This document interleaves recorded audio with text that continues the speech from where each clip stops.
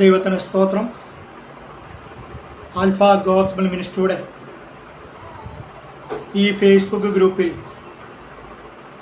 രാത്രിയിൽ കടന്നു വന്ന് ദൈവജനം സംസാരിക്കുവാൻ എൻ്റെയും ജീവിതത്തിൽ ദൈവം ഒരുക്കി തന്ന ഈ നല്ല അവസരത്തെ ഓർത്തുകൊണ്ട് ഞാൻ ദൈവത്തിന് സ്തോത്രം ചെയ്യുന്നു. പ്രത്യേകം ഈ ലൈവിൽ മെസ്സേജ് കേട്ടുകൊണ്ടിരിക്കുന്ന, ഇനിയും കാണാനിരിക്കുന്ന എല്ലാ ദൈവമക്കൾക്കും കർത്താവായ യേശു ക്രിസ്തുവിൻ്റെ നിസ്തുല്യ നാമത്തിൽ ഞാൻ എൻ്റെ സ്നേഹവന്ദനത്തെ പ്രാരംഭമായി അറിയിക്കുകയാണ്. മുഖവരികൾ പറഞ്ഞ് സമയം കളയാതെ ദൈവം എന്നെ ഏൽപ്പിച്ച ചില ചിന്തകൾ നിങ്ങളുമായി പങ്കുവെച്ചിട്ട് വേഗത്തിൽ വാക്കുകൾക്ക് വിരാമം കുറിക്കുവാൻ കർത്താവിൽ ഞാൻ ശരണപ്പെടുകയാണ്. ആയതിനാൽ മാർക്കോസിൻ്റെ സുവിശേഷം 2-ാം അധ്യായം അതിൻ്റെ 1-ാമത്തെ വാക്യം വായിക്കുവാൻ ഞാൻ ആഗ്രഹിക്കുകയാണ്. ചില ദിവസം കഴിഞ്ഞ ശേഷം അവൻ പിന്നെയും കഫർന്നഹൂമിൽ ചെന്നു. സുപരിചിതമായ ഒരു വേദവാക്യമാണ് ഈ രാത്രിയിൽ ഞാൻ വായിച്ചത്. ചില ദിവസം കഴിഞ്ഞ ശേഷം അവൻ പിന്നെയും കഫർന്നഹൂമിൽ വന്നു. ഇതിൻ്റെ അർത്ഥം, ഇതിൻ്റെ മുൻപും കർത്താവായ യേശു ക്രിസ്തു കഫർന്നഹൂമിൽ വന്നിട്ടുണ്ട് എന്നുള്ളതാണ്. കഫർന്നഹൂം എന്ന വാക്കിൻ്റെ അർത്ഥം തന്നെ നഹൂമിൻ്റെ ഗ്രാമം എന്നുള്ളതാവുന്നു. ഈ കഫർന്നഹൂം സ്ഥിതി ചെയ്യുന്നത് ഒരു കടലിൻ്റെ തീരത്താണെന്ന് മത്തായിയുടെ സുവിശേഷം 4-ാം അധ്യായം 13-ാം വാക്യം വായിക്കുമ്പോൾ നമുക്കവിടെ കാണാൻ കഴിയുന്നു. മാത്രമല്ല, ഈ കഫർന്നഹൂം കർത്താവായ യേശു ക്രിസ്തുവിൻ്റെ സ്വന്തം പട്ടണമാണെന്ന് മത്തായിയുടെ സുവിശേഷം 9-ാം അധ്യായം 1-ാമത്തെ വാക്യം വായിക്കുമ്പോൾ നമുക്ക് കാണാൻ കഴിയുന്നു.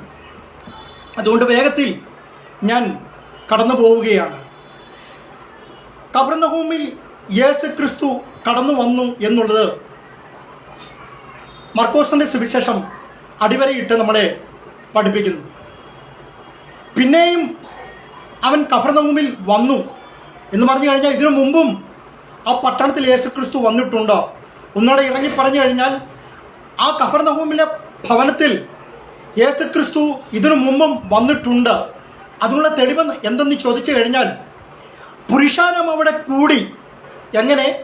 യേശു ക്രിസ്തു ആ വീട്ടിൽ വന്നു എന്ന ശ്രുതി കേട്ടതുകൊണ്ട് ആ കേട്ട മാത്രയിൽ ആ പട്ടണത്തിലെ ദേശനിവാസികൾ അനേകർ ആ വീട്ടിലേക്ക് കടന്നു വന്നു എന്ന് അവിടെ സ്പഷ്ടമായിട്ട് രേഖപ്പെടുത്തിയിരിക്കുന്നത് കൊണ്ട് ഇതിനു മുമ്പും യേശു ക്രിസ്തു അവിടെ ആ വീട്ടിൽ കടന്നു വന്നിട്ടുണ്ട്. അതുകൊണ്ടാണ് നിരവധി പുരുഷന്മാർ ആ ഭവനത്തിൻ്റെ ആ വീട്ടിലേക്ക് കടന്നു വന്നിരിക്കുന്നത്. അതുകൊണ്ട് ഞാൻ വേഗത്തിൽ കടന്നു പോവുകയാണ്. വിശുദ്ധ പുതിയ നിയമം പരിശോധിക്കുമ്പോൾ യേശു ക്രിസ്തു പിന്നെയും പിന്നെയും കടന്നു വന്നു എന്നുള്ളതായ സംഭവങ്ങൾ നമുക്ക് പുതിയ നിയമം പഠിക്കുമ്പോൾ കാണാൻ കഴിയുന്നു. അതുകൊണ്ട് പ്രിയപ്പെട്ടവരെ, നമ്മുടെ കർത്താവായ യേശു ക്രിസ്തു പിന്നെയും കടന്നു വരുന്നവനാണ്, രണ്ടാമതും കടന്നു വരുന്നവനാണ്. അതുകൊണ്ട് ഈ രാത്രിയിൽ മെസ്സേജ് കേട്ടുകൊണ്ടിരിക്കുന്ന എനിക്ക് നിങ്ങളോട് പറയാനുള്ളത്, യേശു ക്രിസ്തു പിന്നെയും നിന്റെ വിഷയത്തിന് മധ്യേ അടുത്തു വരികയാണ്. ഒരുപക്ഷെ നമ്മൾ മറന്നുപോയിട്ടുണ്ടെങ്കിൽ ഈ രാത്രിയിൽ മെസ്സേജ് കേട്ടുകൊണ്ടിരിക്കുമ്പോൾ ഈ തിരുവചനത്തിലൂടെ ദൈവാത്മാവ് നമ്മളോട് സംസാരിക്കുന്നു. അത് ഇപ്രകാരമാണ്: അവൻ പിന്നെയും നിന്റെ വിഷയത്തിൻ്റെ നടുവിലേക്ക് ഇറങ്ങി വരുവാൻ പോവുകയാണ്. അവൻ പിന്നെയും നീ അനുഭവിക്കുന്ന പ്രതിസന്ധിയുടെ നടുവിലേക്ക് കടന്നു വരുന്നവനാണ്. പിന്നെയും അവൻ കടന്നു വരുന്നവനാണ് നിന്റെ ജീവിത മണ്ഡലങ്ങളിൽ. നീ അനുഭവിക്കുന്ന സമസ്ത മണ്ഡലങ്ങളിലും അവൻ പിന്നെയും പിന്നെയും കടന്നു വരുന്നവനാണ്. ഒരുപക്ഷെ നമ്മൾ ചിന്തിക്കും, എന്തുകൊണ്ടാണ് നമ്മുടെ ജീവിതത്തിൽ ഇങ്ങനെ സംഭവിക്കുന്നത്? എന്തുകൊണ്ടാണ് എൻ്റെ പ്രാർത്ഥനയ്ക്ക് മറുപടി ഇല്ലാതിരിക്കുന്നത്? അതുകൊണ്ട് സ്പഷ്ടമായിട്ട് ഇന്ന് രാത്രി ഞാൻ നിങ്ങളെ തിരുവചനത്തിലൂടെ ചൂണ്ടിക്കാണിക്കുന്നു. ഏത് പ്രതിസന്ധിയായാലും ഏത് പ്രതികൂലമായാലും പിന്നെയും പിന്നെയും അവൻ നമ്മുടെ മധ്യേ കടന്നു വരുന്നവനാണ്. ഒരിക്കൽ മാത്രമല്ല, വീണ്ടും വീണ്ടും കടന്നു വരുന്നവനാണ്. അങ്ങനെ പ്രഖ്യാപിക്കുന്നവന്റെ ശബ്ദമാണ് ഇന്ന് രാത്രിയിൽ നിങ്ങൾ കേട്ടുകൊണ്ടിരിക്കുന്നത്. അപ്പോൾ യേശു ക്രിസ്തു കഫർന്നഹൂമിൽ കടന്നു വന്നു. ആ പട്ടണം എന്ന് പറയുന്നത് കർത്താവായ യേശു ക്രിസ്തുവിന്റെ സ്വന്തം പട്ടണമെന്ന് മത്തായി 9:1 പറയപ്പെടുന്നത് കൊണ്ട് ഒന്ന് രണ്ട് കാര്യങ്ങൾ അവിടെ നിന്നുകൊണ്ട് പറയുവാൻ ഞാൻ ആഗ്രഹിക്കുകയാണ്. യേശുക്രിസ്തുവിന് ജനിക്കുവാൻ സ്വന്തമായ ഒരു സ്ഥലം സ്വീകരിച്ചു. ആ സ്ഥലത്തിൻ്റെ പേരാണ് ബേഥലഹേം. യേശുക്രിസ്തുവിന് വളരുവാൻ സ്വന്തമായ ഒരു സ്ഥലം സ്വീകരിച്ചു. ആ സ്ഥലത്തിൻ്റെ പേരാണ് നസ്രേത്ത്. എന്നാൽ യേശുക്രിസ്തുവിന് സ്വന്തമായി വസിക്കുവാൻ ഒരു സ്ഥലം കൂടെ സ്വീകരിച്ചു. ആ സ്ഥലത്തിൻ്റെ പേരാണ് കഫർന്നഹൂം. പ്രിയപ്പെട്ടവരെ, യേശുക്രിസ്തു കഫർന്നഹൂമിൽ പിന്നെയും കടന്നു വന്നതിൻ്റെ പിന്നിൽ ഒരു വലിയ ഉദ്ദേശമുണ്ട്. ഒരു വലിയ കാര്യം അവിടെ സംഭവിക്കേണ്ടതായിട്ടുണ്ട്. അതുകൊണ്ടാണ് യേശുക്രിസ്തു പിന്നെയും കഫർന്നഹൂമിൽ എന്ന പട്ടണത്തിലേക്ക് കടന്നു വന്നത്. നോക്കണം, യേശു അവിടെ കടന്നു വന്നപ്പോൾ യേശു വന്നു എന്നുള്ളതായ ആ വർത്തമാനം ആ പട്ടണം ഒന്നാകെ പരുക്കുവാൻ ഇടയായിത്തീർന്നു. ഒട്ടനവധി നിരവധി ജനങ്ങൾ യേശുക്രിസ്തു വന്നതറിഞ്ഞ് ആ ഭവനത്തിലേക്ക് ഓടിപ്പോകുവാൻ ഇടയായിത്തീർന്നു. ഒരുപാട് ജനം അവിടെ തടിച്ചുകൂടി.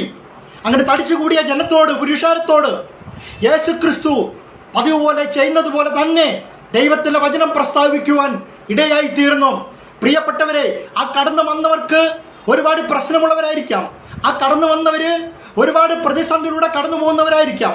ആ കടന്നു വന്നവര് പലതരത്തിലുള്ള രോഗം പിടിച്ചവരായിരിക്കാം, സമാധാനം ഇല്ലാത്തവരായിരിക്കാം, കുടുംബ തകർച്ചകൾ നേരിടുന്നവരായിരിക്കാം, സാമ്പത്തികമായ പ്രശ്നങ്ങൾ അഭിമുഖീകരിക്കുന്നവരായിരിക്കാം, പല വിധത്തിലുള്ള രോഗങ്ങൾ അവരെ പിടികൂടിയവരായിരിക്കാം. ഇവരെല്ലാം ഈ വീട്ടിലേക്ക് കടന്നു വന്ന ഉദ്ദേശം ഇതിനു മുമ്പും യേശുക്രിസ്തു ഭവനത്തിൽ കടന്നു വന്നിട്ടുണ്ട്. ആ കടന്നു വന്നപ്പോഴൊക്കെ യേശുക്രിസ്തു അവരോട് സുവിശേഷം പ്രസംഗിച്ചു, ദൈവവചനത്തെ കുറിച്ച് ശക്തമായി സംസാരിച്ചു. അപ്പോഴൊക്കെ അവരുടെ കടന്നു വന്ന ജനത്തിനെല്ലാം വിടുതല പ്രാപിച്ചു. അതുകൊണ്ടാണ് ഈ പട്ടണത്തിൽ നിന്നുള്ള ഒരുപാട് ജനങ്ങൾ ആ വീടിനെ ലക്ഷ്യമാക്കിക്കൊണ്ട് കടന്നു വന്നത്. അപ്പൊ വന്നവരുടെ മുൻപിൽ നിന്നുകൊണ്ട് യേശുക്രിസ്തു ദൈവവചനം പ്രസ്താവിക്കുകയാണ്. ഇങ്ങനെ പ്രസ്താവിക്കുമ്പോൾ പ്രിയപ്പെട്ടവരെ, അവിടെ ഒരു കാര്യം നടക്കുകയാണ്. എന്താണ്? 4 പേര് കൂടി ഒരു മനുഷ്യനെ ചുമന്നുകൊണ്ടുവരുന്നു. എങ്ങനെയാണ് അവനെ കൊണ്ടുവരുന്നത്? കിടക്കുന്ന കിടപ്പിൽ ആ ബെഡോട് കൂടി അവനെ ചുമന്നുകൊണ്ടുവരുന്ന ഒരു രംഗം മർക്കോസിന്റെ സുവിശേഷം 2-ാം അധ്യായത്തിൽ നമുക്ക് കാണാൻ കഴിയുന്നു. സ്തോത്രം. അപ്പോൾ ഇവർ ചുമന്നുകൊണ്ട് വരുമ്പോൾ ആ വീടിന്റെ അങ്കണത്ത് ഒട്ടനവധി നിരവധി ജനം തടിച്ചു കൂടി നിൽക്കുകയാണ്. അപ്പൊ ഈ പുരുഷാരം ഇവർക്കൊരു തടസ്സമായി നിൽക്കുന്നു. ചുമന്നുകൊണ്ട് വന്നവർക്ക് വലിയൊരു വിശ്വാസമുണ്ട്. എന്ത്? ഇതിനു മുമ്പും ഒരുപക്ഷെങ്കിൽ ഇവർ ഈ വീടിന്റെ മുൻപിൽ യേശുക്രിസ്തുവിനെ കാണുവാൻ, യേശുക്രിസ്തു പ്രസ്താവിക്കുന്ന വചനം കേൾക്കുവാൻ കടന്നു വന്നവരായിരിക്കാം. അതുകൊണ്ടാണ് ക്രിസ്തുവിനെ കുറിച്ചുള്ള, ക്രിസ്തു സംസാരിക്കുന്ന വചനത്തെക്കുറിച്ചുള്ള ആ ഒരു വലിയ വിശ്വാസം ആ 4 പേരുടെയും ജീവിതത്തിൽ അങ്കുരിക്കുവാൻ ഇടയായി തീർന്നു.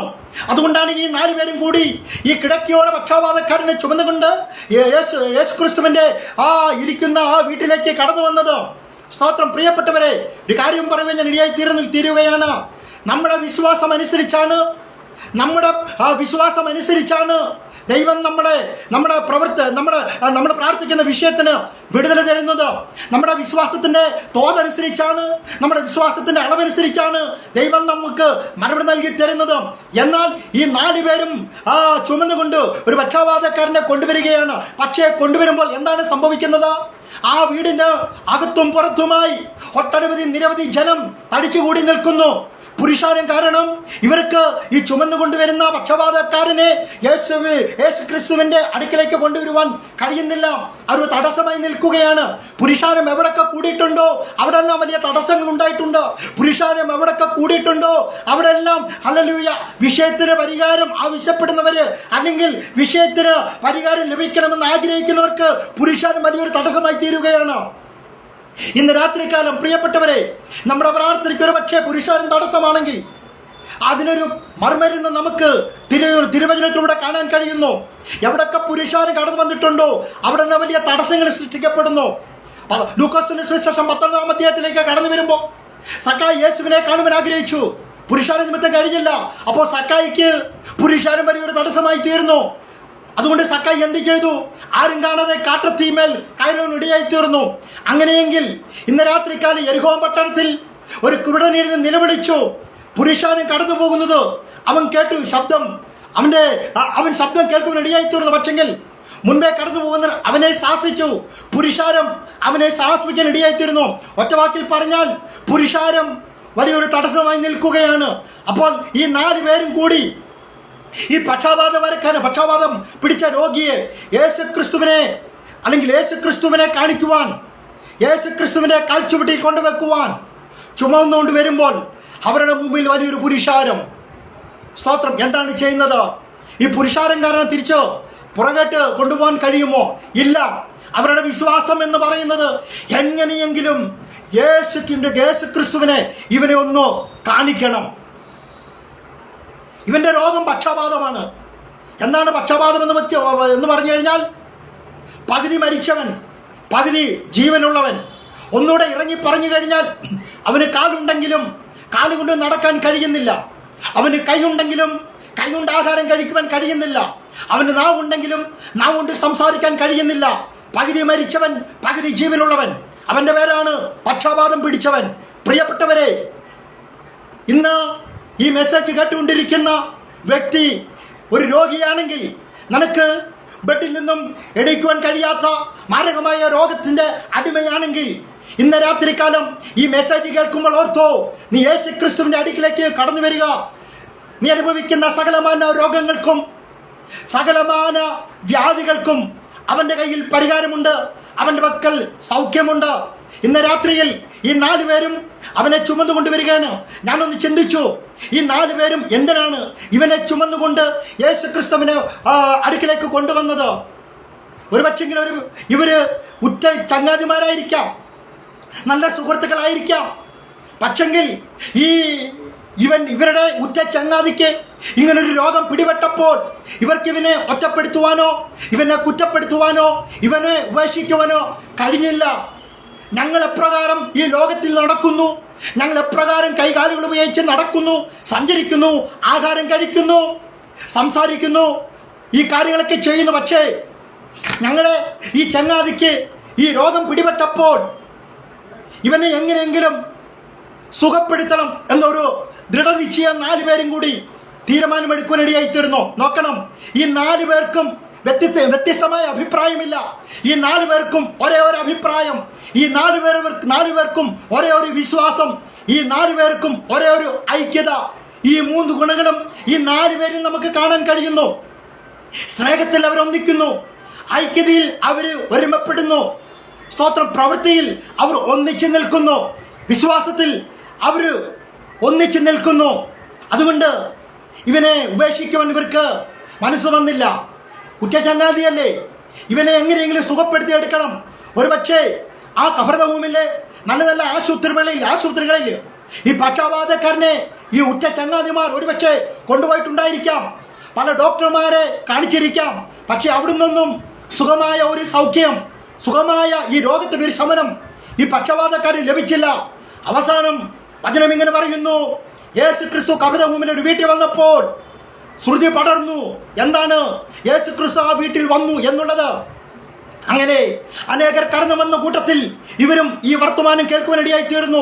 ഈ 4 പേരും എവന്റെ ഈ പക്ഷപാതം രോഗം പിടിച്ച മനുഷ്യന്റെ വീട്ടിൽ നിന്നും കട്ടലോടെ അവനെ 4 കാലിലും 4 പേരും പിടിച്ചുകൊണ്ട് യേശുക്രിസ്തു ഇരിക്കുന്ന വീട്ടിലേക്ക് നടന്നു പോകുന്ന രംഗം മാർക്കോസ് 2:1 താഴോട്ട് വായിക്കുമ്പോൾ നമുക്ക് കാണാൻ കഴിയുന്നു. എന്താണ് സംഭവിച്ചത്? അവർ കഷ്ടപ്പെട്ട് ബന്ധപ്പെട്ട് ആ മനുഷ്യനെ ചുമന്നുകൊണ്ട് വരുമ്പോൾ മുൻപിൽ വലിയൊരു തടസ്സം നിൽക്കുന്നു. ആ തടസ്സം മറ്റൊന്നുമല്ല, പുരുഷാരമായിരുന്നു. ഈ പുരുഷാരം കാരണം അവർക്കകത്തേക്ക് പ്രവേശിക്കുവാൻ കഴിയുന്നില്ല. ഇന്ന് രാത്രികാലം നിനക്ക് തടസ്സമായി നിൽക്കുന്നത് എന്ത് തന്നെയായാലും അതിനെ തിരിച്ചറിഞ്ഞുകൊണ്ട് മുൻപോട്ട് ഗമിക്കുവാനുള്ള ഒരു വിശ്വാസം നിനക്കുണ്ടായിരിക്കണം. ഇന്ന് രാത്രികാലം നീ അനുഭവിക്കുന്ന പ്രതിസന്ധി, നീ അനുഭവിക്കുന്ന വേദനകൾ, നീ അനുഭവിക്കുന്ന സങ്കടങ്ങൾ, നീ അനുഭവിക്കുന്ന വ്യാധി എന്ത് തന്നെയായിരുന്നാലും ഇന്ന് രാത്രിയിൽ അതിനൊരു പരിഹാരമുണ്ടെന്ന് ഉറക്കെ പ്രഖ്യാപിക്കുകയാണ് ഈ തിരുവചനത്തെ സാക്ഷി നിർത്തിക്കൊണ്ട് ഞാൻ. സ്തോത്രം. അപ്പോൾ ഇവർ നോക്കുമ്പോൾ പുരുഷന് മുമ്പേ തടസ്സമായി നിൽക്കുന്നു, ഒരു രക്ഷയില്ല. എന്താണ് ചെയ്യേണ്ടത്? വേറെ ഒന്നും നോക്കിയില്ല. 4 പേരും കൂടി ഒരു തീരുമാനം. എന്ത് തീരുമാനം? അവർ ആലോചിച്ചെടുത്തു. പുരുഷാരം കാരണം നമുക്ക് അകത്ത് പ്രവേശിക്കുവാൻ കഴിയാത്തത് കൊണ്ട് ഒരേ ഒരു മാർഗം നമ്മുടെ മുൻപിലുണ്ട്. എന്താണ്? വീടിന്റെ മുകളിൽ കയറുക. അവർ 4 പേരും ബന്ധപ്പെട്ട് ഈ പക്ഷാപാതക്കാരനെ ചുമന്നുകൊണ്ട് വീടിന്റെ മുകളിലേക്ക് കയറി. എന്താണ് അവിടെ സംഭവിച്ചത്? വീടിന്റെ മുകളിൽ കയറിയപ്പോൾ മേൽക്കുര അവർക്കൊരു തടസ്സമായി നിൽക്കുന്നു. പ്രിയപ്പെട്ടവരെ, ഒരു വിശ്വാസി എവിടെ ചെന്നാലും, പ്രാർത്ഥിക്കുന്ന വ്യക്തി എവിടെ ചെന്നാലും, അഭിഷേകം പ്രാപിച്ച വ്യക്തി എവിടെ ചെന്നാലും നാനാഭാഗത്തു നിന്നും അവന് തടസ്സങ്ങളാണ് ഉണ്ടാകുന്നത്. ഇന്ന് രാത്രികാലം നീ പ്രാർത്ഥിക്കുന്ന വിഷയത്തിന് ഉത്തരം കിട്ടിയിട്ടില്ല എങ്കിൽ ഹല്ലേലൂയ, ചില മേൽക്കുരകൾ ഇന്ന് രാത്രിയിൽ പൊളിച്ചു കളയേണ്ടത് ആവശ്യമായിരിക്കുന്നു. നിന്റെ നന്മയെ തടയുന്ന ചില മേൽക്കുരകളുണ്ട്, നിന്റെ വിശ്വാസത്തെ തടയുന്ന ചില മേൽക്കുരകളുണ്ട്, നിന്റെ പ്രാർത്ഥനയെ തടസ്സപ്പെടുത്തുന്ന ചില മേൽക്കുരകളുണ്ട്, നിന്റെ നന്മയെ തകർക്കുന്ന ചില മേൽക്കുരകളുണ്ട്. ഇന്ന് രാത്രി അതെല്ലാം പൊളിയുവാൻ പോവുകയാണ്. വിശ്വസിക്കുന്നവർ ഹല്ലേലൂയ ഇരിക്കുന്ന ഇരിപ്പിടങ്ങളിൽ ഇരുന്നുകൊണ്ട് എവിടെയായിരുന്നാലും നിങ്ങളുടെ കരമുയർത്തി ദൈവത്തിനൊരു മഹത്വം കൊടുത്താട്ടെ. Praise God. ഞാൻ വേഗത്തിൽ കടന്നു പോവുകയാണ്. മർക്കോസ് 2:1 പറയുന്നു, മേൽക്കുര പൊളിച്ചു എന്ന് പറയുന്നു. ലൂക്കോസ് 5:18-19 താഴോട്ട് വായിക്കുമ്പോൾ അവിടെ നമുക്ക് കാണാൻ കഴിയുന്നു, പുറമേൽ കയറി ഓടു നീക്കി എന്ന്. നോക്കണം, ഞാനിങ്ങനെ മനസ്സിലാക്കുന്നു, ഈ പക്ഷപാത പിടിച്ച മനുഷ്യനെ ഇപ്പോൾ വീടിന്റെ മുകളിൽ കയറി നിൽക്കുകയാണ്. അവർ 5 പേരുണ്ട്. അപ്പോൾ അവർക്ക് താഴെ ഒരു തടസ്സമായിരുന്നു. വീടിന്റെ മുകളിലും കയറിയപ്പോൾ മേൽക്കുറ അവർക്ക് തടസ്സമായി നിൽക്കുന്നു. ഒറ്റ വാക്കിൽ പറഞ്ഞാൽ താഴെയും മുകളിലുമെല്ലാം അവർക്ക് തടസ്സങ്ങൾ നിൽക്കുകയാണ്. വിഷയത്തിനൊരു പരിഹാരം ലഭിക്കുന്നില്ല. പക്ഷെ വിശ്വാസമുണ്ട്. എന്താണ് വിശ്വാസം? ഇവനെ യേശുവിന്റെ മുൻപിൽ കൊണ്ട് വെച്ച് കഴിഞ്ഞാൽ ഇവന് സൗഖ്യം പ്രാപിക്കും. പക്ഷേ തടസ്സം നിൽക്കുന്ന വലിയ തടസ്സമാണ്. ഇന്ന് രാത്രിയിൽ നിന്റെ കുടുംബജീവിതത്തിൽ ചില തടസ്സങ്ങൾ നേരിടുന്നുണ്ടെങ്കിൽ, നിന്റെ പ്രാർത്ഥനാ ജീവിതത്തിൽ നിനക്ക് തടസ്സങ്ങൾ നേരിടുന്നുണ്ടെങ്കിൽ, നിന്റെ ആത്മീയ ജീവിതത്തിൽ ചില തടസ്സങ്ങൾ നേരിടുന്നുണ്ടെങ്കിൽ, നിന്റെ ആത്മീയ ജീവിതത്തിൽ ചില തടസ്സങ്ങൾ നേരിടുന്നുണ്ടെങ്കിൽ, പ്രിയപ്പെട്ടവരെ, ഇന്ന് രാത്രിയിൽ അതെല്ലാം പൊളിയുവാൻ പോവുകയാണ്. ഹല്ലേലൂയ. അതിനെ പൊളിച്ച് നീ വിടുതൽ പ്രാപിക്കുവാൻ പോവുകയാണ്. ശത്രു അടച്ചു വെച്ചിരിക്കുന്ന ചില മണ്ഡലങ്ങൾ ഇന്ന് രാത്രിയിൽ അത് പൊളിയണം. നിന്റെ നന്മയ്ക്കെതിരെ, നിന്റെ ശുശ്രൂഷയ്ക്കെതിരെ, നിന്റെ കുടുംബത്തിനെതിരെ, നിന്റെ തലമുറയ്ക്കെതിരെ ഹല്ലേലൂയ നീ ആഗ്രഹിക്കുന്ന പ്രാർത്ഥിക്കുന്ന വിഷയത്തിൻ്റെ മണ്ഡലത്തിൽ ചില തടസ്സങ്ങൾ അതിന്ന് രാത്രിയിൽ പൊളിയുവാൻ പോവുകയാണ്. നിന്റെ വിഷയത്തിന് പരിഹാരം ലഭിക്കുവാൻ പോവുകയാണ്. നാളുകളായി കണ്ണുനീരോടെ ആരോടും പറയാതെ പ്രാർത്ഥിക്കുന്ന ചില വിഷയങ്ങൾക്ക് ഇന്ന് രാത്രിയിൽ അതിന് പരിഹാരം ലഭിക്കുവാൻ പോവുകയാണ്. 4 പേരും കൂടി വീടിൻ്റെ മുകളിൽ കയറിയിരിക്കുന്നു. ഇനി അടുത്ത മാർഗം എന്താണ്? തടസ്സം പുരുഷാരമാണ്. മുകളിൽ അവർ കയറിയപ്പോൾ മേൽക്കുര അവർക്ക് തടസ്സമായി നിൽക്കുന്നു. ഇവർ 4 പേരും ഒരു തീരുമാനമെടുത്ത്, എന്താണ്, നമ്മൾ ഇവനെ അവൻ്റെ വീട്ടിൽ നിന്ന് ചുമന്നു കൊണ്ടുവന്നതാണ്, തിരിച്ചു കൊണ്ടുപോകുന്ന പരിപാടിയില്ല.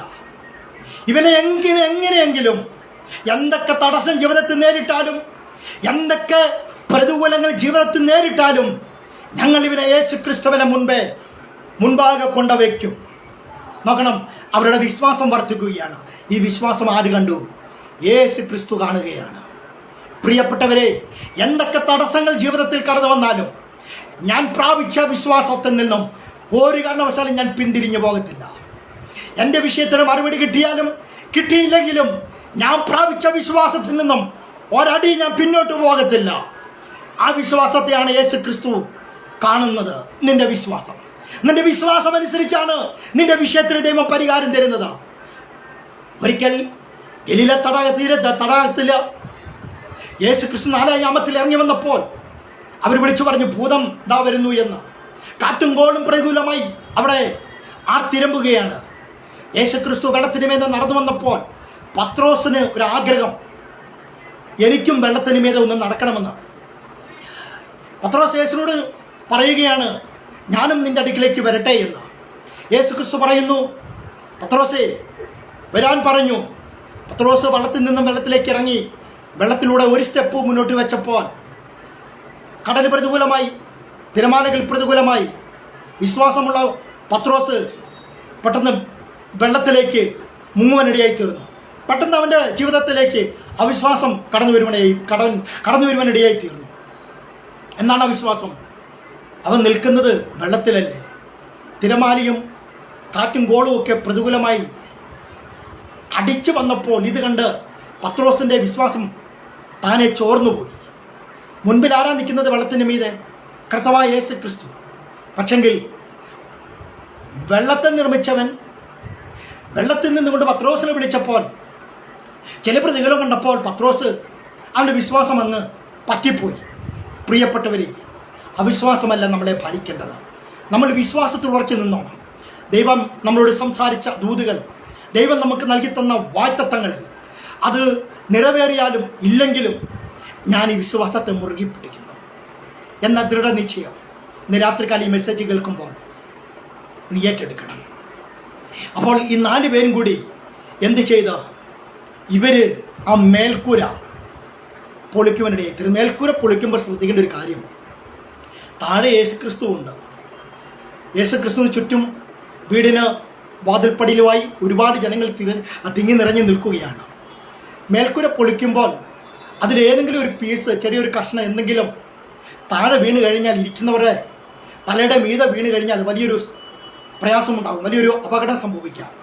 അപ്പോൾ ഈ പൊളിച്ചവർ വളരെ ശ്രദ്ധയോടുകൂടിയാണ് ആർക്കും ഒരു ദോഷവും ഉണ്ടാകാത്ത രീതിയിൽ അവർ മേൽക്കുര പൊളിച്ചു. ആ മേൽക്കുര ഇവർക്ക് തടസ്സമായി നിന്നു എങ്കിലും 4 പേരും കൂടി ഒറ്റ തീരുമാനത്തോടു കൂടി, വിശ്വാസത്തോടു കൂടി, പ്രത്യാശയോടുകൂടി അവർ 4 പേരും കൂടി ഈ മേൽക്കുര പൊളിക്കുവാനിടയായിത്തീർന്നു. പ്രിയപ്പെട്ടവരെ, നമുക്ക് തടസ്സമായി നിൽക്കുന്ന ചില മേൽക്കുരകൾ ഇന്ന് രാത്രി പൊളിച്ചോണം. വിശ്വാസമുണ്ട്, നിന്റെ പ്രാർത്ഥനാ ജീവിതം കൊണ്ടോ ചില മേൽക്കുരകൾ ഇന്ന് രാത്രിയിൽ നീ പൊളിക്കാൻ തയ്യാറായാൽ നിന്റെ വിഷയത്തിന് ഇന്ന് രാത്രിയിൽ ഒരു പരിഹാരമുണ്ടാകും. നാളുകളായി നീ പ്രാർത്ഥിക്കുന്ന ചില വിഷയങ്ങൾക്ക് മറുപടി കിട്ടാതെ കിടക്കുന്ന അതിൻ്റെ കാരണം ഈ മേൽക്കുരയാണ്. ഈ മേൽക്കുര നീ പൊളിക്കണം, ഈ ഓട് നീ നീക്കണം. ഇതൊരു തടസ്സമായി നിൽക്കുകയാണ്. യേശുക്രിസ്തുവിനെ കാണണമെങ്കിൽ, നിന്റെ വിഷയം യേശുക്രിസ്തുവുമായി ഷെയർ ചെയ്യണമെങ്കിൽ, യേശുവിൻ്റെ കരങ്ങളിൽ കൊണ്ട് വെക്കണമെങ്കിൽ, യേശുവിൻ്റെ കാൽച്ചോട്ടയിൽ കൊണ്ട് വെക്കണമെങ്കിൽ ഈ മേൽക്കൂര ഇന്ന് രാത്രിയിൽ പൊളിഞ്ഞു മാറണം. അത് പൊളിക്കാൻ നീ തയ്യാറാകണം. നിന്റെ വിഷയത്തിന് പരിഹാരം ലഭിക്കണമെങ്കിൽ ദൈവസന്നിധിയിൽ നീ ഇരുന്ന് ആ വിഷയത്തിന് പ്രാർത്ഥിച്ച് ജയമെടുക്കണം. നിന്റെ കയ്യിൽ ദൈവം അധികാരം നൽകി തന്നിട്ടുണ്ട്. വിശ്വാസത്തോടുകൂടി ഇന്ന് രാത്രിയിൽ നിനക്കെതിരെ ഉയർന്നു നിൽക്കുന്ന ചില മേൽക്കുരകൾ വിശ്വാസത്തോടുകൂടി, പ്രാർത്ഥനയോടുകൂടി നീ പൊളിക്കാൻ തയ്യാറായാൽ നിന്റെ വിഷയത്തിന് ഇന്ന് രാത്രി പരിഹാരമുണ്ട് എന്ന തിരുവചനത്തിലൂടെ ഞാൻ നിങ്ങളെ ബുദ്ധി ഉപദേശിക്കുകയാണ്. 4 പേരും കൂടി അവർ വിശ്വാസത്തോടുകൂടി മേൽക്കുര പൊളിച്ചു.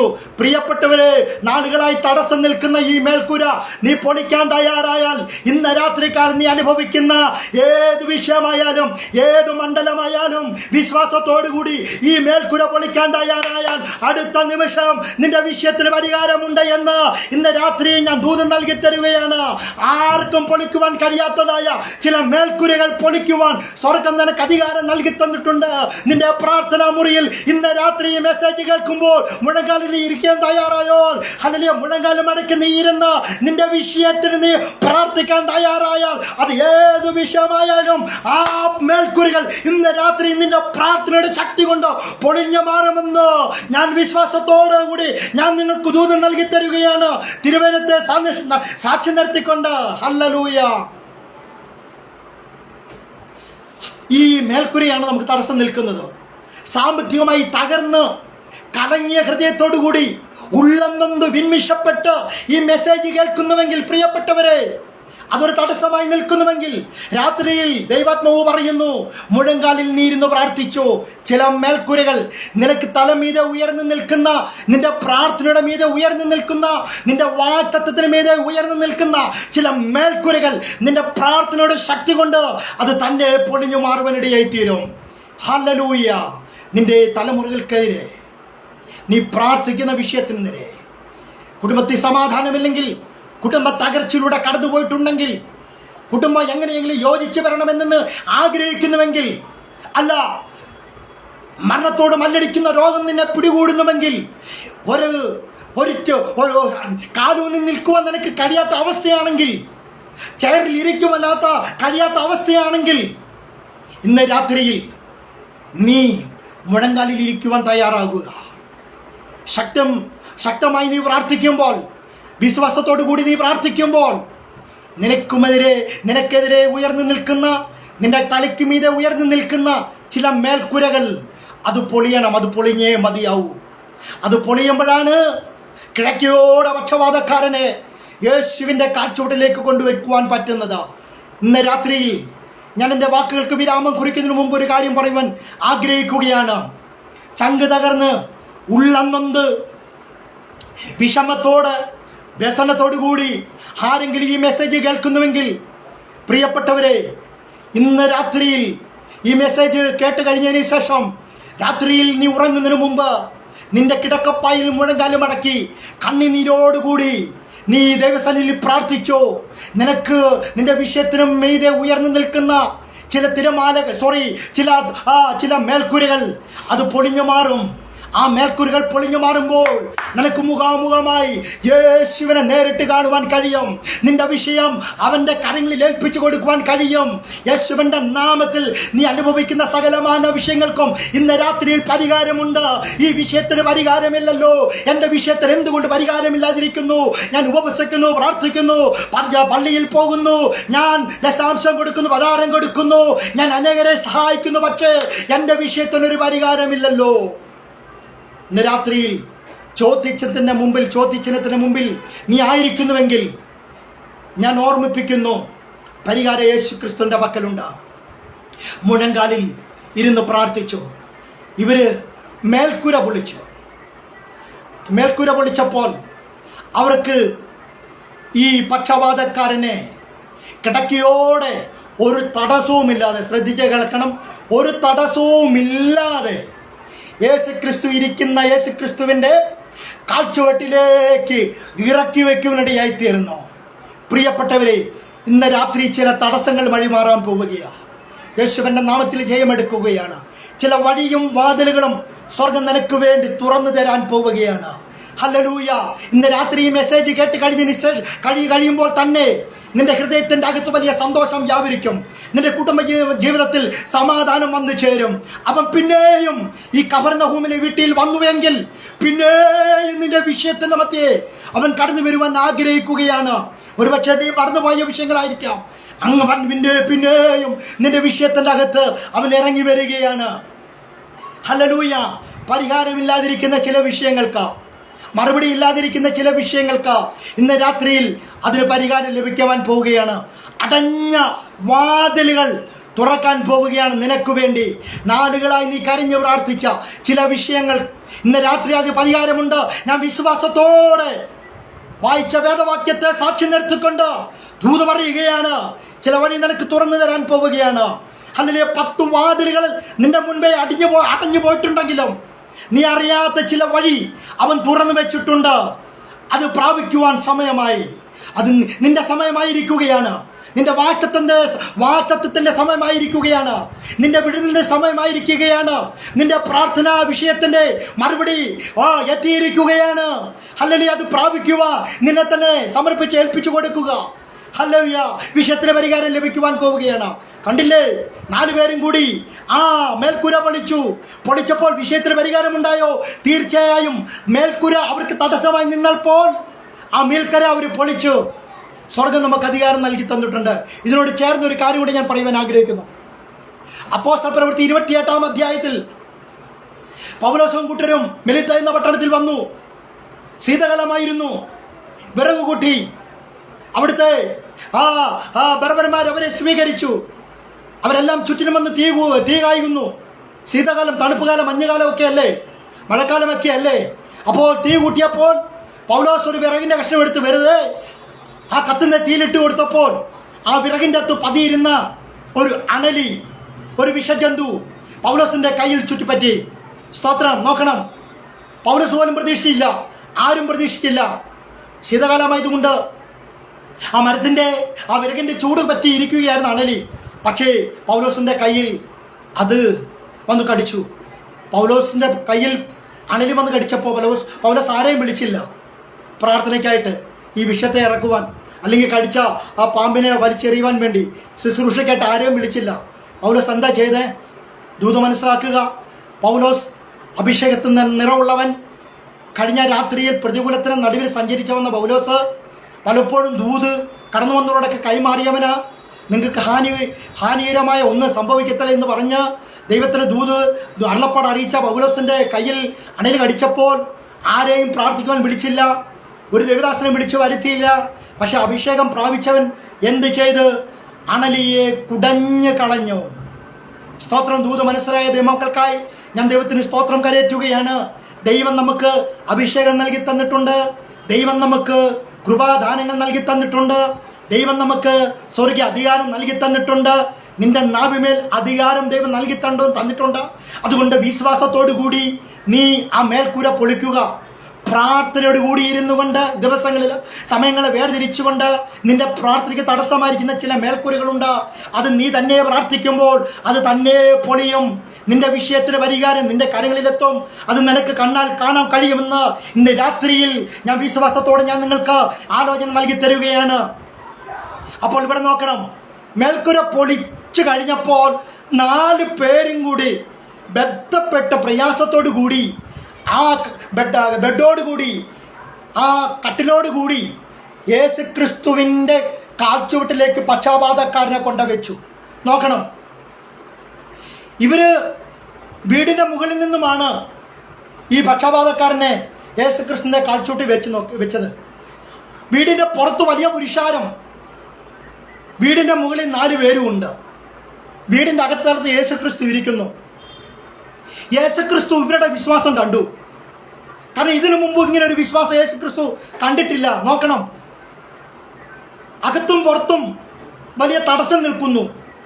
ഈ തടസ്സം നിൽക്കുമ്പോഴും എങ്ങനെയെങ്കിലും ഞങ്ങളുടെ ഈ ഉറ്റ ചങ്ങാതിക്ക് ഞങ്ങളെപ്പോലെ ആകണം എന്ന് പറഞ്ഞു കഴിഞ്ഞാൽ, നാളുകളായി പക്ഷപാതം പിടിച്ചു കിടക്കുന്ന ഈ മനുഷ്യൻ, ഇവന് കാലുണ്ട് പക്ഷെ അനക്കാൻ കഴിയുന്നില്ല, നടക്കാൻ കഴിയുന്നില്ല, കൈയുണ്ട്, ആഹാരം അവന് കഴിക്കുവാൻ കഴിയുന്നില്ല, നാവുകൊണ്ട് സംസാരിക്കാൻ കഴിയുന്ന, പക്ഷെ ഇവന് ഞങ്ങളെപ്പോലൊന്ന് ആകണം.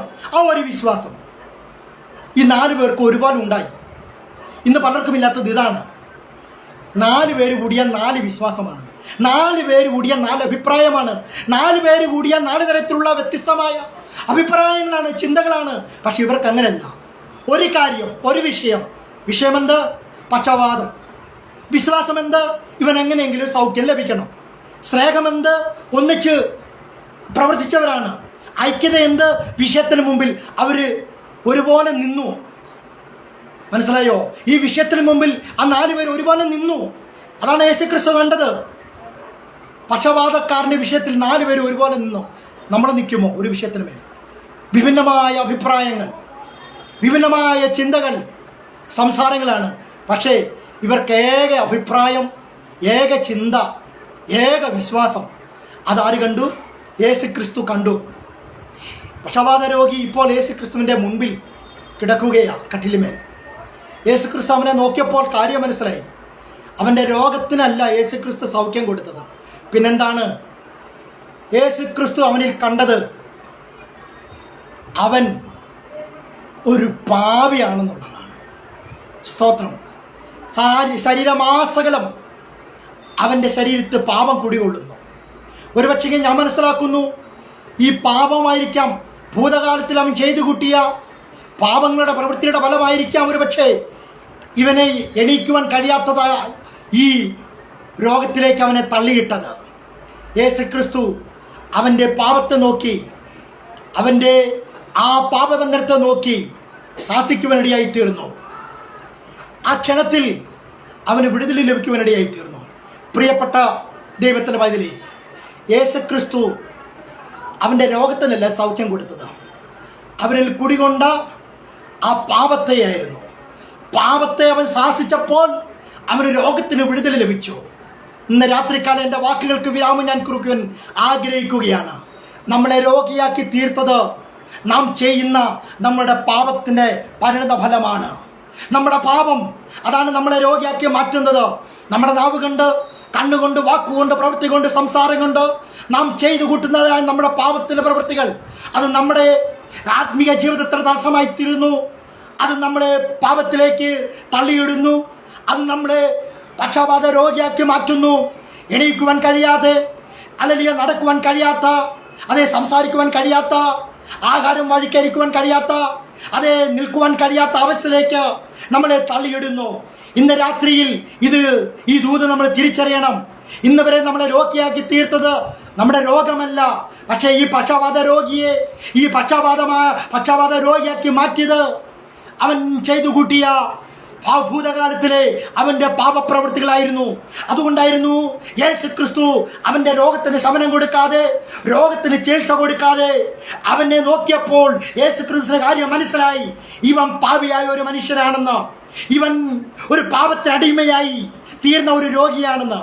അവന്റെ പാപത്തെ ശാസിച്ചപ്പോൾ അവന്റെ കൈകാലുകൾ ഉറയ്ക്കുവാനിടയായി തീർന്നു. നാളുകളായി ചലിക്കാത്ത അവന്റെ കൈകാലുകൾ ചലിക്കുവാൻ തുടങ്ങി. നാളുകളായി സംസാരിക്കാത്ത നാവ് അത് ചലിക്കുവാൻ തുടങ്ങി. യേശുവിന്റെ മുൻപിൽ കടന്നു വന്നാൽ ചലിക്കാത്ത പ്രാണികൾ ചലിക്കും. യേശുവിന്റെ മുൻപിൽ കടന്നു വന്നാൽ അതിനെ ഹല്ലേലൂയ ചലനമില്ലാത്ത ഹല്ലേലൂയ എന്ത് അവസ്ഥയായാലും അതിന് ചലനം പ്രാപിക്കുമെന്ന് ഈ വചനത്തിലൂടെ നമുക്ക് കാണാൻ കഴിയുന്നു. പ്രിയപ്പെട്ടവരെ, ചലനമില്ലാതെ കിടക്കുന്ന ചിലത് ഇന്ന് രാത്രി ചലിക്കാൻ പോവുകയാണ് എന്ന് പറഞ്ഞു കഴിഞ്ഞാൽ, മറുപടി ഇല്ലാതെ കിടക്കുന്ന ചില വിഷയങ്ങൾക്ക് ജീവൻ പ്രാപിക്കുവാൻ പോവുകയാണ്. വിശ്വസിക്കുന്നവർക്കായി ഞാൻ ദൈവത്തിന് നന്ദി കരയേറ്റുകയാണ്. ഹല്ലേലൂയ. ചലനമില്ലാതെ കിടക്കുന്ന ചില അവസ്ഥകൾ ഇന്ന് രാത്രികാലം ആരെങ്കിലും ഈ മെസ്സേജ് കേൾക്കുന്നുണ്ടെങ്കിൽ, ചലനമില്ലാതെ കിടക്കുന്ന അവസ്ഥ, അത് പ്രാർത്ഥിച്ചിട്ട് മറുപടിയില്ലാതെ കിടക്കുന്ന ചലനമില്ലാത്ത ചില വിഷയങ്ങൾ രാത്രിയിൽ അത് ചലിക്കാൻ പോവുകയാണ്. ദൈവത്തിന് സ്തോത്രം. ഈ മാസം കഴിയുമ്പോൾ നിന്റെ വിഷയത്തിനൊരു പരിഹാരം നൽകി തരികയാണ് ദൈവം. ഒരു കാര്യം വിശ്വാസത്തോടുകൂടി ദൈവസന്നിധിയിൽ നിന്റെ വിഷയത്തിന് മുൻപിൽ നീ തന്നെ മുഴങ്കാലിലിരുന്ന് പ്രാർത്ഥിച്ചു. നിന്റെ വിഷയത്തിന് പരിഹാരമുണ്ട്. ഹല്ലേലൂയ. പരിഹാരം നൽകുന്നവന്റെ കരങ്ങളിലേക്കാണ് നമ്മൾ വിഷയങ്ങൾ ഏൽപ്പിക്കുന്നത്. പത്രോസ് ഒരിക്കൽ പറഞ്ഞു, അവൻ നിങ്ങൾക്കായി കരുതുന്നതാകിയാൽ നിങ്ങളുടെ സകല ചിന്താകുലും അവൻ്റെ മേലിട്ടുകൊള്ളുവിൻ. യെസ്, നീ അനുഭവിക്കുന്ന സകല വിഷയങ്ങളും വിചാരങ്ങളും അവൻ്റെ കരങ്ങളിൽ കൊടുക്കുക. പരിഹാരം അവൻ്റെ കരങ്ങളിലുണ്ട്. ഹല്ലേലൂയ. പ്രിയപ്പെട്ട ദൈവവൈതലേ, എൻ്റെ വാക്കുകൾക്ക് വിരാമം ഇവിടെ കുറിക്കുവാൻ പോവുകയാണ്. ഇന്ന് രാത്രിയിൽ ലൂക്കോസിന്റെ സുവിശേഷം 5-ാം അധ്യായം 26-ാമത്തെ വാക്യം ഇങ്ങനെ പറയുന്നു. എത്ര പേർ ഈ വചനവാക്യം ഏറ്റെടുത്ത് പ്രാർത്ഥിക്കുന്നു? ആ വാക്യം ഇങ്ങനെയാണ് പറയുന്നത്. സ്തോത്രം. അവൻ ചില അപൂർവ കാര്യങ്ങളെ നമ്മുടെ ജീവിതത്തിൽ ചെയ്തെടുക്കുവാൻ പോവുകയാണ്. ആരും ചെയ്യാത്തതായ ചില അപൂർവമായ കാര്യങ്ങൾ അവൻ നിങ്ങളുടെ ജീവിതത്തിൽ ചെയ്തു തരാൻ പോവുകയാണ്. സ്തോത്രം. ഇന്ന് നാം അപൂർവ കാര്യങ്ങളെ കണ്ടു എന്ന് ലൂക്കോസിന്റെ സുവിശേഷം 5-ാം അധ്യായം 26-ാമത്തെ വാക്യം. എല്ലാവരും വിസ്മയം പൂണ്ടുമാറ് ദൈവത്തെ മഹത്വപ്പെടുത്തി ഭയം നിറഞ്ഞവരായി ഇന്നും നാം അപൂർവ കാര്യങ്ങളെ കണ്ടു. അതെ, ഇന്ന് രാത്രിയിൽ ചില അപൂർവമായ കാര്യങ്ങളെ നിന്റെ കണ്ണാൽ നീ കാണാൻ പോവുകയാണ്. എല്ലാവരും വിസ്മയം പൂണ്ടുമാറി ദൈവത്തെ മഹത്വപ്പെടുത്തി ഭയം നിറഞ്ഞവരായി ഇന്ന് നാം അപൂർവ കാര്യങ്ങളെ കണ്ടു. യെസ്, നിന്റെ വിഷയത്തിലോ എല്ലാവരും അതിശയിക്കത്തക്ക രീതിയിലുള്ള ചില അപൂർവമായ കാര്യങ്ങൾ, ഇന്ന് വരെ ചെയ്യാത്തതായ ചില അപൂർവമായ കാര്യങ്ങൾ നിന്റെ ജീവിതത്തിൽ സംഭവിക്കുവാൻ പോവുകയാണ്. വിശ്വസിക്കുന്നവർ ദൈവത്തിനൊരു മഹത്വം കൊടുത്താട്ടെ. അല്ലെങ്കിൽ ഈ വചനദൂത് എത്ര പേരെ ഏറ്റെടുത്ത് പ്രാർത്ഥിക്കുന്നു? ചില അപൂർവമായ കാര്യങ്ങൾ, ഇപ്പോഴും നടക്കാത്തതായ കാര്യമാണ്. ആ ചില കാര്യങ്ങൾ നിന്റെ ജീവിതത്തിലും ദൈവം ചെയ്തെടുക്കുവാൻ പോകുന്നു. പക്ഷാപാതക്കാരൻ്റെ ജീവിതത്തിലും ചില അപൂർവമായ കാര്യങ്ങളാണ് ഈ കഫർന്നഹൂമിലും കർത്താവായ യേശു ക്രിസ്തു ചെയ്തെടുത്തത്. എപ്പോഴും പക്ഷപാതക്കാരന് യേശു ക്രിസ്തു സൗഖ്യം കൊടുത്തില്ല. ഇത് അപൂർവമായ കാര്യമായിരുന്നത് കൊണ്ട് കഫർന്നഹൂമിൽ ഈ അപൂർവമായ ഒരു കാര്യം യേശു ക്രിസ്തു ചെയ്തെടുത്തുവെങ്കിലും നിന്റെയും ജീവിതത്തിൽ ചില അപൂർവ കാര്യങ്ങൾ ദൈവം ചെയ്തെടുക്കുവാൻ പോകുന്നു എന്ന് പറഞ്ഞുകൊണ്ട് എൻ്റെ വാക്കുകൾക്കിടെ വിരാമം കുറിക്കുകയാണ്. വായിച്ച കുറുവാക്യം ഇങ്ങനെയാണ്. അവൻ പിന്നെയും കഫർന്നഹൂമിൽ വന്നതിൻ്റെ ഉദ്ദേശം ഇത് മാത്രമായിരുന്നു. പിന്നെയും അവൻ കടന്നു വരുന്നവനാണ്. നാം പ്രത്യാശയോടുകൂടി നാം കാത്തിരിക്കുന്നതും നാം പ്രാർത്ഥിക്കുന്നതും നാം വെയിറ്റ് ചെയ്യുന്നതും അവൻ്റെ ആ പിന്നെയും ഉള്ള ആ മടങ്ങി വരവിന് വേണ്ടിയാണ്. നമുക്ക് അതിനുവേണ്ടി കാത്തിരിക്കാം, അതിനുവേണ്ടി നമുക്ക് പ്രാർത്ഥിക്കാം. ദൈവം ഈ ചെറിയ ആലോചനകളാൽ ഇത് നമുക്ക് ആ ദൈവം നമ്മളെ അനുഗ്രഹിക്കുമാറാകട്ടെ എന്ന് പറഞ്ഞുകൊണ്ട് വാക്കുകൾക്ക് വിരാമം കുറിക്കുന്നു. ദൈവം നിങ്ങളെ എല്ലാവരെയും അനുഗ്രഹിക്കുമാറാകട്ടെ. സ്തോത്രം.